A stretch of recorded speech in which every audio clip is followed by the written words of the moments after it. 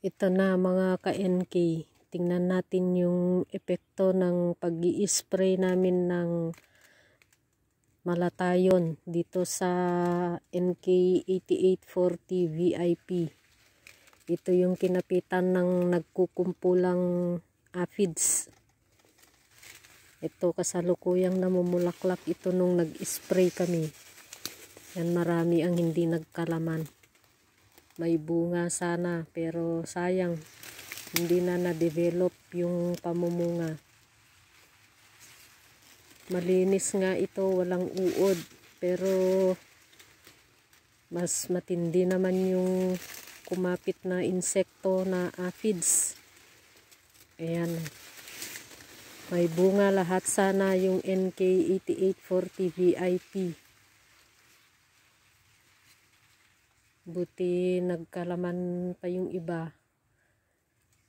Ayan, pero yung nagkukumpulan ang aphids, ayan, gaya dyan sa bandang itaas. Daming aphids sa may bulaklak ng mais. Hindi na nakaporma sa bunga.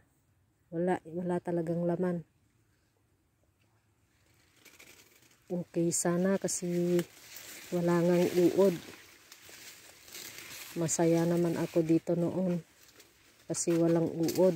Pero nung namumulaklak na itong NK8840 namin, doon naman umepekto yung aphids. Doon naman kumapit yung napakaraming aphids.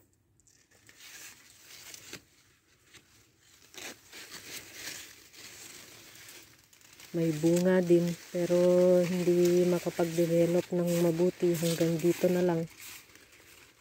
Mahaba din sana. Buti na lang umulan.